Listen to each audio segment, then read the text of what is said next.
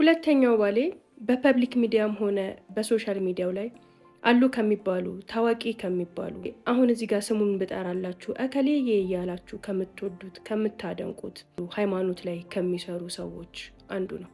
ዝናው በመላው ኢትዮጵያ የሚያስተጋባለት ሰው ነው። ታዲያ ላዩ ሌላ ውስጡ ሌላ፣ ህዝቡ የሚያውቀው ሌላ፣ ሚስት የምታውቀው ቤት ውስጥ ያለው እውነት ደግሞ ሌላ።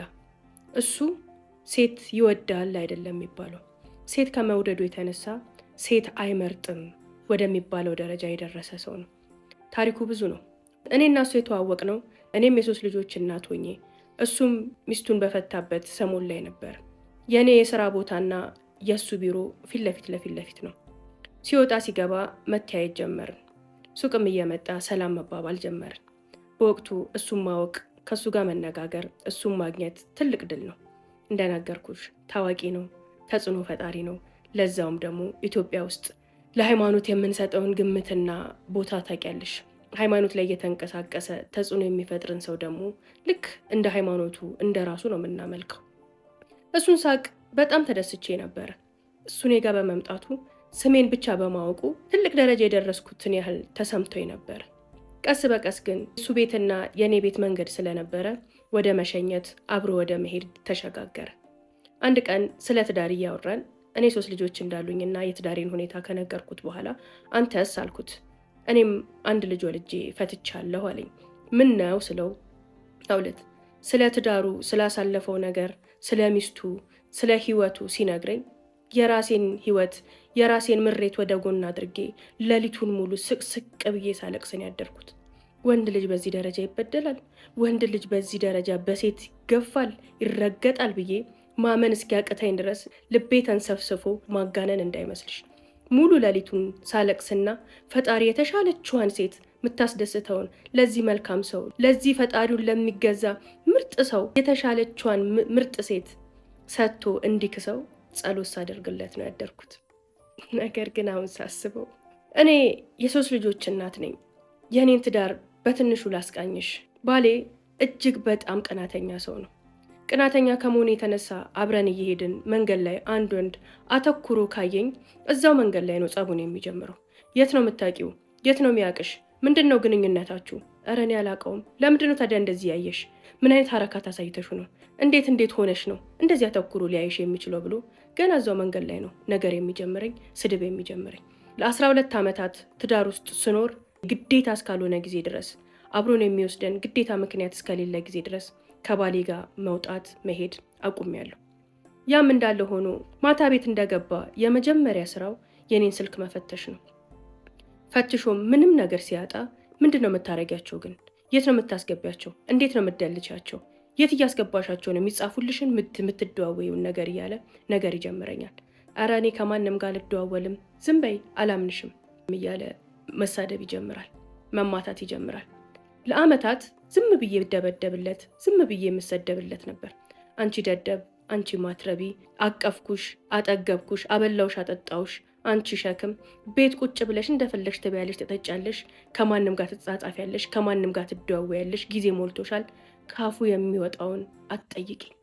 እንደዛ ሁሉ ሲሰድበኝ፣ እንደዛ ሲያዋርደኝ፣ ሞራሌን እምሽክ ሲያረገው አንገቴን ሰብሬ ጸጥ ስለው ደሙ መልስ አትሰጪኝም ብሎ ዱላውም ይከተላል።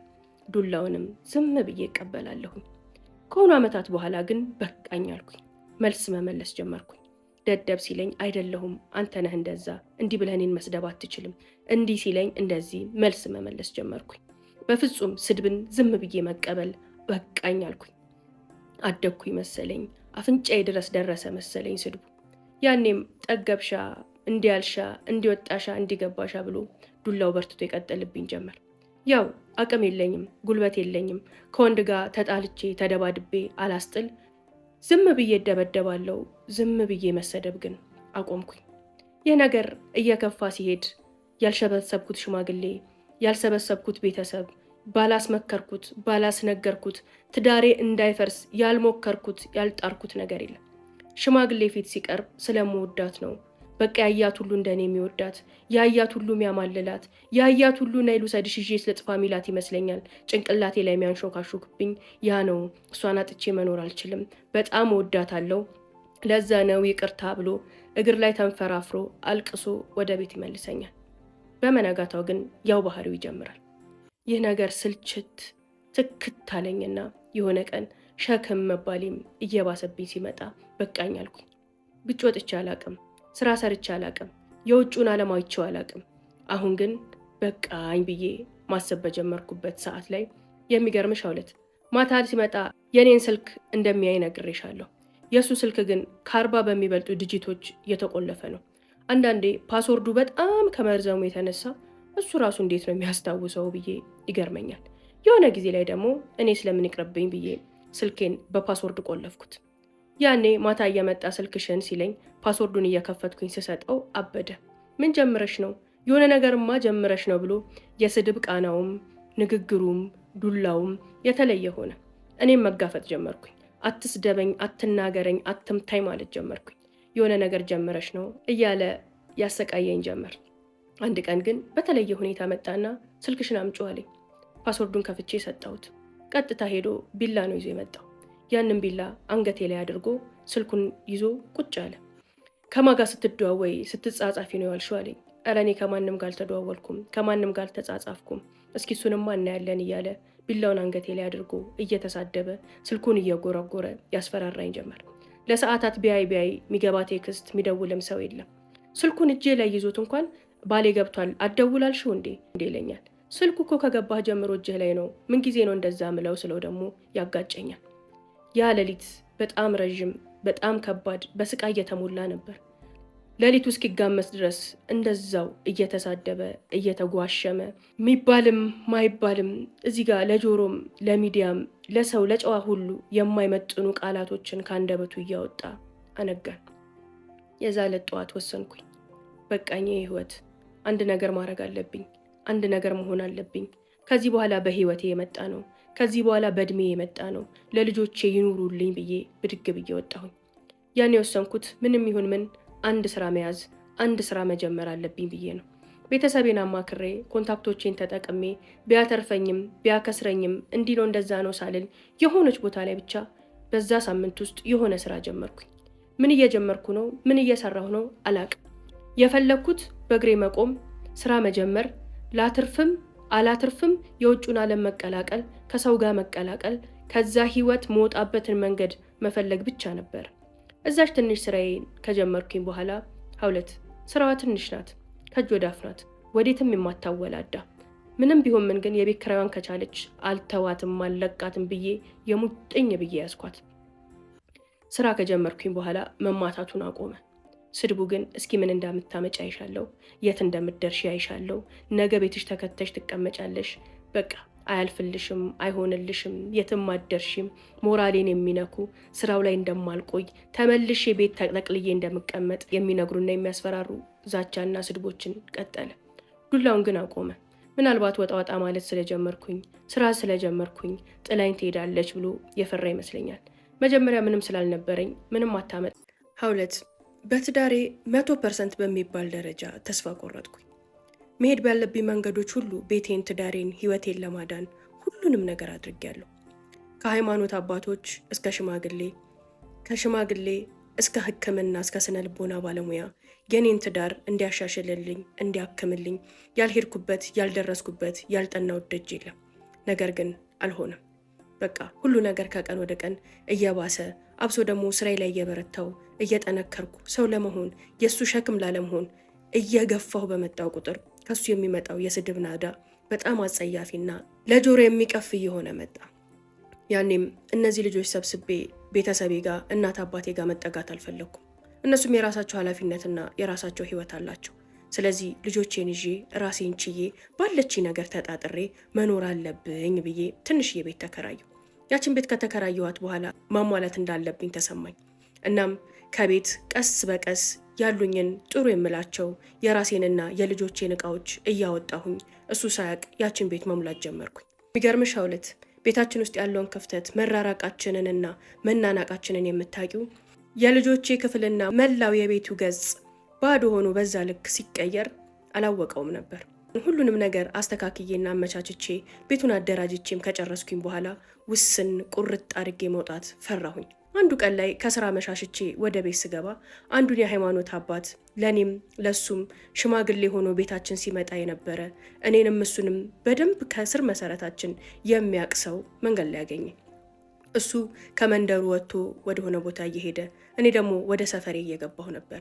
መንገድ ላይ ሰላምታ ከተለዋወጥን በኋላ ትዳራችሁ እንዴት ነው? ተስተካከለ ወይ? ባልሽስ? ቤትሽስ? አንቺስ? ብሎ ጠየቀኝ። ያ አጋጣሚ ለእኔ ጥሩ መስሎ ተሰምቶኝ አይ ትዳራችን እንኳን ምንም የተስተካከለ ነገር የለም፣ እኔ አሁን ወደ መጨረሻው ደረጃ ደርሻለሁ፣ ፈጣሪ የተሻለውን ነገር እንዲመርጥልኝና ህይወቴን እንዲያቃናልኝ እባክህ ጸሎት አድርግልኝ፣ በቃ የኔና የሱ ነገር አብቅቷል፣ ተስፋ ቆርጫለሁ አልኩት። ይህን በምለው ሰዓት ያ የሃይማኖት ሰው አይ በፍጹም ይሄማ ትክክል አይደለም፣ እምነታችንም ፍቺን አይፈቅድም፣ ፈጣሪም ይህን ነገር አይቀበለውም፣ ማድረግ ያለብሽን ሁሉ አድርጊ፣ መልፋት ያለብሽን ሁሉ ልፊ፣ አሁንም መምጣት መሰብሰብ ካለብን ህይወታችሁ ውስጥ ዳግም ገብተን ልናስተካክላችሁ በቸርቻችንን በኩል ሌሎችም ሰዎችን ትልልቅ ሰዎችን ጨምረን ልናስታርቃችሁ እንችላለን ብሎ ብቻ ከሃይማኖቱም ከመጽሐፉም ከልምዱም ብዙ ነገር እያነሳ እዛ መሀል መንገድ ላይ በዛ ጨለማ ቆመን ማውራት ጀመርን። ሀውለት እሱ እኔን እየመከረኝ እየገሰጸኝና ለትዳሬ የተሻለ ነገር እንዲመጣልኝ በተለያዩ መንገዶች እንድሞክር እያማከረኝ እንዲሁም ደግሞ ጸሎትም እያረገልኝ ብቻ ከአንድ ሰዓት በላይ ዛጋ በቆምንበት ሰዓት ላይ ለካቶ ባለቤቴ በዛ በኩል ሲያልፍ አይቶኝም መጨረሻውን ለማየት ረዥም ሰዓት እኔና እሱ ዛጋ በቆምንባቸው ሰዓታቶች ሁሉ ቆሞ ሲመለከት ነበር። እኔም ሀገር ሰላም ብዬ ከዚሁ ሃይማኖት ሰው ጋር ያለኝን ነገር እያውጠነጠንኩኝ እያሰብኩበት ምናልባት ለህይወቴ ሌላ እድል ብሰጥ ድጋሚ ህይወቴን ማየት ብችል ብዬ ሀሳቤን የሚያስቀይረኝን ያህል ነበር ከሱ ምክርንና ሀሳብን ወስጄ ወደ ቤቴ ስገባ ቤቱ ተቀጣጥሏል። እየጮኸ እየተናደደ ስለ እኔ እጅግ በጣም አጸያፊ ነገሮችን ጠርጥሮኝ ሲያወራ ሰማሁ። ስገባ የምሰማውን የማየውን ማመን አልቻልኩም። ያ መውጣት የመጨረሻ የቁርጥ ቀን ነበር። እሱ ግን እንደዛ አልመሰሉም። መቶ ዛተብኝ። ነገ ሲርብሽ ሲቸግርሽ ትመለሻታለሽ፣ ትለምኝኛለሽ፣ እግሬ ላይ ትወድቂያለሽ፣ እስኪ አሁን ያሹ የጀመርሽው ነገር የት እንደሚያደርስሽ አያለው ብሎ ዛተብኝ፣ አላገጠብኝ። የሆነው ይሁን ብዬ ዝም ብዬ ልጆቼን ይዤ ህይወቴን ቀጠልኩ። እንዳለውም ትንሽ ከሄድኩኝ በኋላ ግን የልጆቼን ትምህርት መክፈል፣ ቀለብ፣ የቤት ኪራይ ያቺ ትንሽዬ ስራ ልትችል አልቻለችው። ያን የሚወሰንኩት ሽማግሌ ሰብስቤ የልጆቹን ትምህርት ቤትና ቀለብ እንዲችል ማስጠየቅ ነበር። የሚያውቁን ሽማግሌዎች ሊያስታርቁን ሞክረው ነበር። እኔ ግን የቢላውን ታሪክ ስነግራቸው ሁሉም እጁን አነሳ። ነገ ህይወቷ ቢጠፋ ዳፋው ለኛ ነው፣ ተጠያቂ እንሆናለን፣ እዚህ ደረጃ ከደረሰማ ቅናት ክፉ ነው፣ መጥፎ ነው፣ ይቅር ብለው እጃቸውን አነሱ። የልጆቹን ቀለብ እና የትምህርት ቤት እንዲቆርጥ እንዲጠየቅ ሳደርግ ለሽማግሌዎቹ የመለሰላቸው መልስ ለእኔ ያለኝን ነው። ቸግሯት ተንፏቃ ልጆቿን ይዛ እግሬ ላይ ወድቃ እንድትመጣ ፈልጋለሁ። ያንን ቀን ማየት ፈልጋለሁ።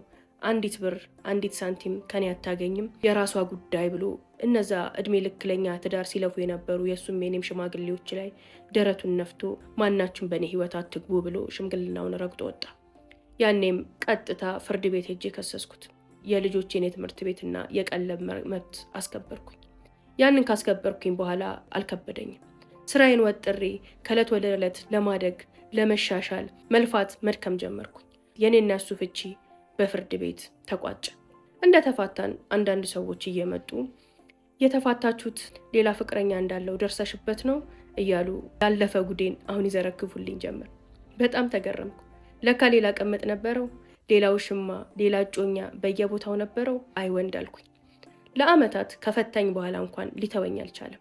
አንዴ በስልክ አንዴ በቴክስት አንዴ በአካል እየመጣ በማስፈራራት በልመና አንዴ በጸባይ አንዴ በጉልበት ብቻ ብዙ አሰቃየኝ፣ ብዙ ነገር አደረገኝ። መጨከኔንና መወሰኔን ሲያይ ግን የሆነ ሰዓት ተወኝ። ይመጣል፣ ልጆቹን ያያል። አንዳንዴ ደስ ብሎት ለልጆቹ የሚደረገውን ያደርጋል፣ አንዳንዴ የሚተዋቸዋል። በዛ ሁሉ ነገር ውስጥ ግን እኔ ስራዬ ላይ በረታው። ማደግን መለወጥን ከምንም በላይ በእልህ በጉጉት ፈለግኩት። ትርፍ ያመጣል፣ ይሸጣል፣ ይለወጣል፣ ይገኝበታል የተባለውን ነገር ሁሉ ሞክር ነበረ። በቃ ለማግኘት እንዲያልፍልኝ ተለውጬ ሰው ሆኜ እንዲያይ። ፈጣሪም አላሳፈረኝም።